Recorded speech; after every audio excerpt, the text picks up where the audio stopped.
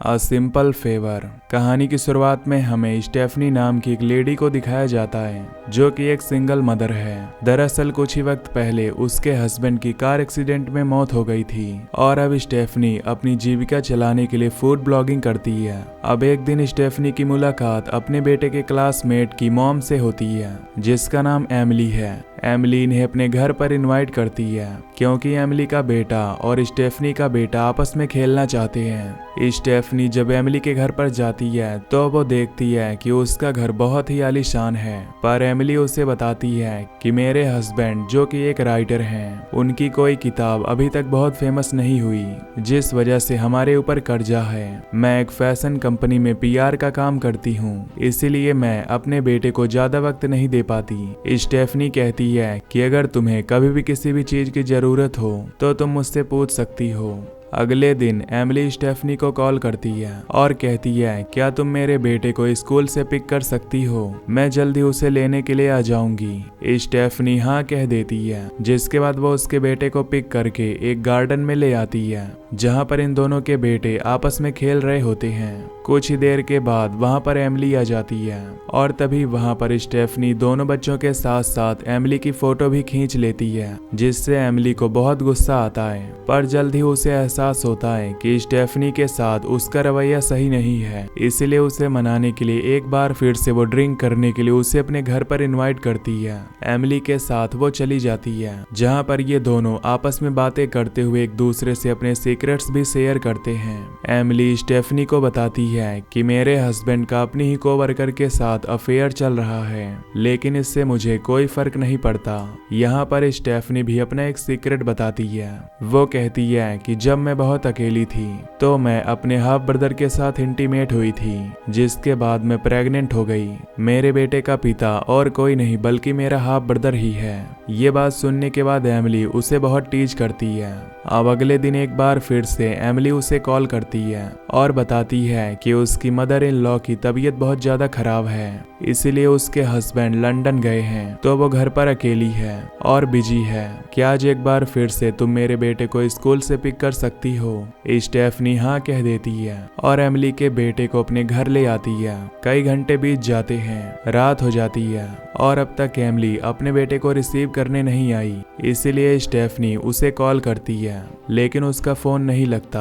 इसी तरह से 2 दिन बीत जाते हैं, जिसके बाद वो एमिली के ऑफिस जाती है जहां उसे पता चलता है कि एमिली 2 दिन पहले मियामी चली गई है और अब स्टेफनी को मजबूरी में एमिली के हस्बैंड को कॉल करना पड़ता है। वो बताता है कि वो पहले भी ऐसा कर चुकी है। 2 दिन और बीत जाते हैं, जिसके बाद एमिली का हस्बैंड वापस आ जाता है। इन्हें मजबूरी में पुलिस को कॉल करना पड़ता है, लेकिन पुलिस का शक एमिली के हस्बैंड के ऊपर ही होता है। स्टेफनी किसी भी तरह से एमिली का पता लगाना चाहती है, इसीलिए वो उसके बॉस से मिलती है, लेकिन उसके बॉस को एमिली की कोई परवाह नहीं होती क्योंकि वो उससे पहले ही परेशान था और स्टेफनी किसी भी कीमत पर अपनी दोस्त एमिली को ढूंढना चाहती है, इसीलिए उसके केबिन के अंदर जाती है जहां पर उसे उसका एक फोटो मिलता है और अब उस फोटो के बहुत सारे प्रिंट्स निकलवा कर ये पूरे शहर में लोगों को बांटते हैं, साथ ही नोटिस बोर्ड में भी लगाते हैं ताकि उसकी कोई भी इंफॉर्मेशन मिल सके।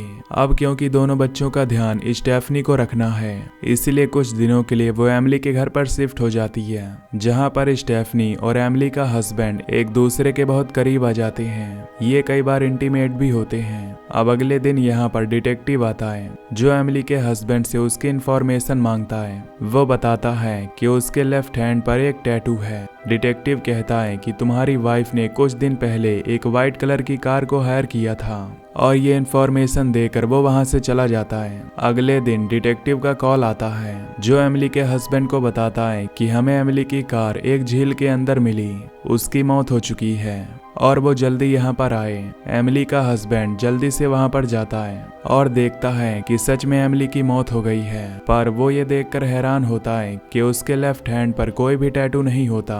पर अब सबने एमिली की मौत को एक्सेप्ट कर लिया है। कुछ दिन और बीत जाते हैं और अब स्टेफनी और एमिली का हस्बैंड एक साथ एमिली के घर पर ही रहते हैं। कुछ दिनों बाद डिटेक्टिव स्टेफनी से मिलने आता है जो उसे बताता है कि एमिली की मौत से कुछ दिन पहले उसके हस्बैंड ने उसका $4 मिलियन का इंश्योरेंस करवाया था। हो सकता है कि पैसों के लालच में एमिली के हस्बैंड ने उसे मारा हो और अब स्टेफनी को भी एमिली के हस्बैंड पर शक हो जाता है। वो उसके रूम की तलाशी लेती है जहां पर उसे इंश्योरेंस के पेपर्स मिल जाते हैं और इस बारे में डिस्कस करने के लिए वो उसके वर्क प्लेस पर जाती है जहां पर वो देखती है कि वो एक दूसरी लड़की के साथ फ्लर्ट कर रहा है, इसीलिए वो घर वापस आ जाती है। अब रात को जब ये सब डिनर कर रहे होते हैं तभी एमिली का बेटा कहता है कि आज मैंने मॉम को देखा।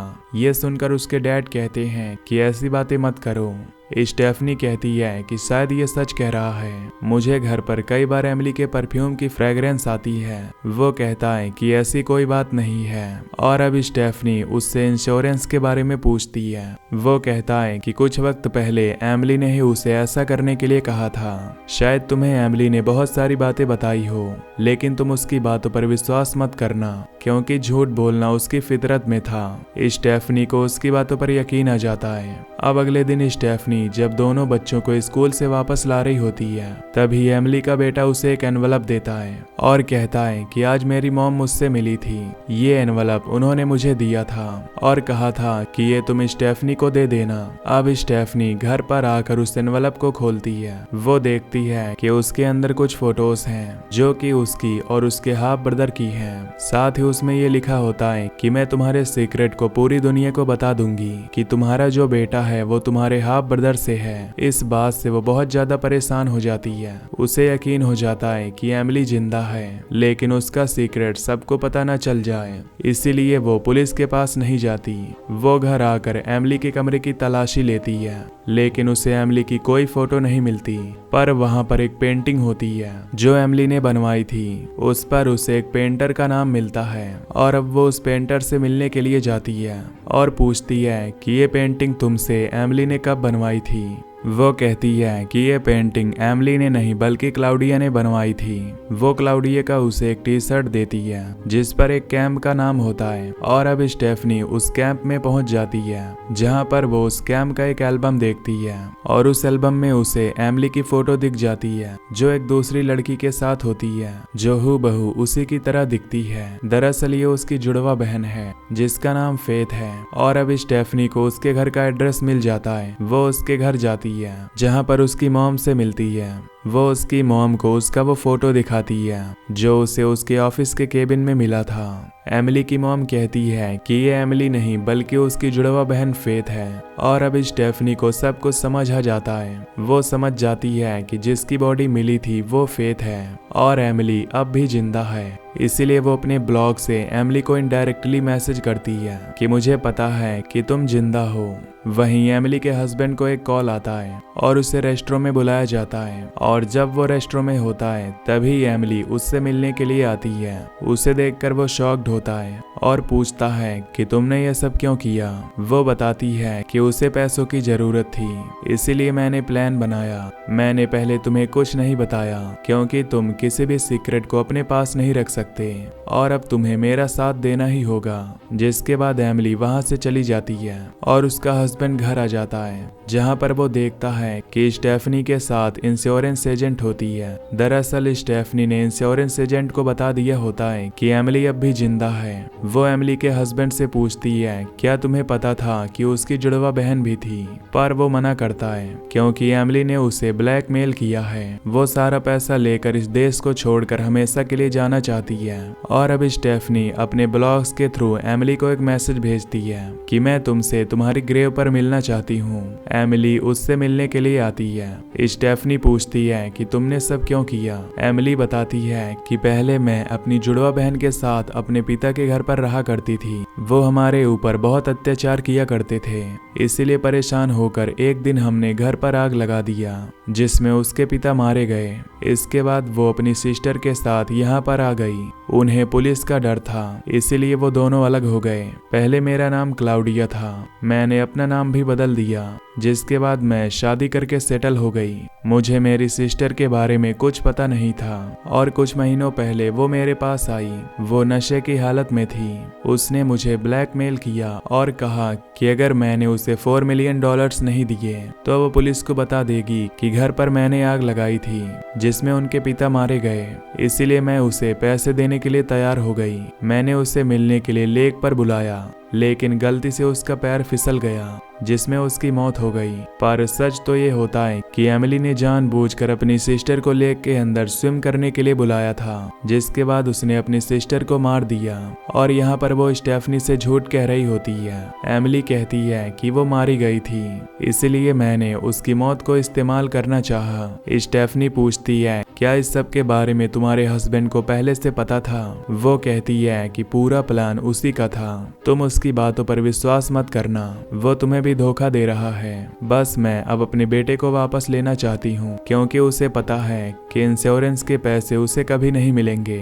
और अब वो चाहती है कि वो एमिली के बेटे को उस तक पहुंचाने में मदद करे। इसके बाद वो स्टेफनी को एक रिकॉर्डिंग सुनाती है जो कि उसी के हस्बैंड की होती है, जिसमें वो कह रहा होता है कि मैं अब भी तुम्ही से प्यार करता हूँ, मैं स्टेफनी के साथ सिर्फ फिजिकल रिलेशनशिप के लिए हूँ। दरअसल जब उसका हस्बैंड उससे रेस्टोरेंट में मिलने के लिए आया था, तब एमिली ने उससे सवाल पूछा था, क्या तुम स्टेफनी से प्यार करते हो? तब उसने बातें झूठ कही थी, जिससे एमिली ने रिकॉर्ड कर लिया था। और ये रिकॉर्डिंग सुनने के बाद स्टेफनी को पूरा यकीन हो जाता है कि एमिली का हस्बैंड एक धोखेबाज इंसान है। उसी का यह पूरा प्लान था, इसकी उसे सजा मिलनी चाहिए।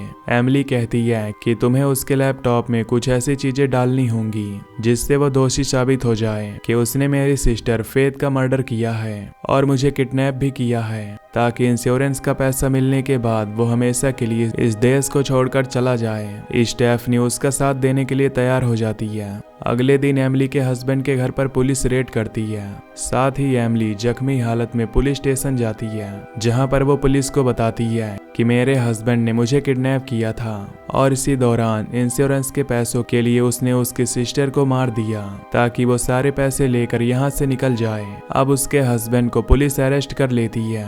हर जगह यही न्यूज होती है कि किस तरह से एमिली के हस्बैंड ने उसकी सिस्टर को मारा और इंश्योरेंस के पैसे लेने की कोशिश की। लेकिन यहाँ कहीं न कहीं स्टेफनी को यह एहसास होता है कि एमिली का हस्बैंड सच कह रहा है और एमिली झूठ कह रही है। कुछ दिनों बाद एमिली के हस्बैंड को बेल मिल जाती है। वो अपने घर वापस आता है, जहां पर एमिली होती है। इन दोनों के बीच में आर्ग्यूमेंट्स होते हैं, जिससे पता चलता है कि एमिली के हस्बैंड को कभी पता ही नहीं था कि उसकी कोई जुड़वा बहन भी थी।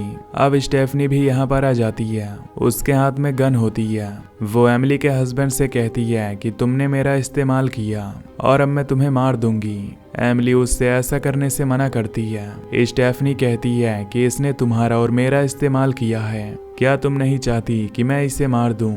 वो कहती है कि मुझे पता है कि तुम दोनों पुलिस के साथ मिले हुए हो और तुम चाहते हो कि मैं कॉन्फेस करूं कि जो कुछ हुआ है वो सब मैंने ही किया है, लेकिन ऐसा कुछ नहीं होगा। और ठीक उसी वक्त स्टेफनी उसके हस्बैंड के राइट शोल्डर पर गोली मार देती है, लेकिन ये एक नकली गोली होती है। एमिली अपने सोफे पर बैठी होती है, जहां पर उसे गन मिलती है। वो कहती है कि अब मैं तुम दोनों को मार दूंगी और पुलिस को लगेगा कि तुम दोनों ने एक दूसरे से बदला लेने के लिए एक दूसरे को मार दिया, जिसके बाद उसके हस्बैंड के इंश्योरेंस के पैसे उसे मिल जाएंगे। और ठीक उसी वक्त वो अपने हस्बैंड को गोली मार देती है, जिससे वो जख्मी हो जाता है और अब वो गन लेकर स्टेफनी के साथ सामने खड़ी हो जाती है। स्टेफनी कहती है कि मैंने हमेशा तुम्हारा साथ दिया है। तो वो कहती है कि उसने अपने डैड को मारा, अपनी सिस्टर को मारा और आज उसने अपने हस्बैंड को भी मार दिया, तो वो उसे कैसे छोड़ सकती है। स्टेफनी कहती है कि तुम्हारी वजह से आज मेरा ब्लॉग बहुत फेमस हो जाएगा। और वो उसे दिखाती है कि उसके स्वेटर का जो बटन है दरअसल वो एक हिडन कैमरा है। लाइव स्ट्रीमिंग चल रही है, यानी कि उसकी ऑडियंस ने एमिली के पूरे कन्फेशन को सुन लिया है, जिसमें उसने कहा था कि उसने अपने डैड को, अपनी सिस्टर को और अपने हस्बैंड को मारा है। तभी पुलिस के सायरन की आवाज आती है। एमिली समझ जाती है कि पुलिस उसे अरेस्ट करने के लिए आई है। वो स्टेफनी को गोली मारने के लिए वापस मुड़ती है, लेकिन ठीक उसी वक्त स्टेफनी का एक दोस्त गाड़ी से उसे उड़ा उड़ा देता है, जिससे वो जख्मी हो जाती है और पुलिस यहाँ पर आती है, जो एमिली को अरेस्ट कर लेती है। उसके ऊपर केस चलता है और उसे 20 साल की सजा सुनाई जाती है। साथ ही स्टेफनी उस ब्लॉग की वजह से एक फेमस ब्लॉगर बन जाती है। वहीं हमें एमिली के हस्बैंड को दिखाया जाता है, जो अब एक दूसरे शहर में अपने बेटे के साथ शिफ्ट हो गया है। वो एक कामयाब राइटर है। वहीं एमिली जो जेल में है, पर उसने जो कुछ किया है उसका उसे बिल्कुल पछतावा नहीं होता। और इसी के साथ ये मूवी यहीं पर एंड हो जाती है। तो दोस्तों, वीडियो को लाइक और चैनल को सब्सक्राइब कर दीजिए। Till then take care, love you, bye bye.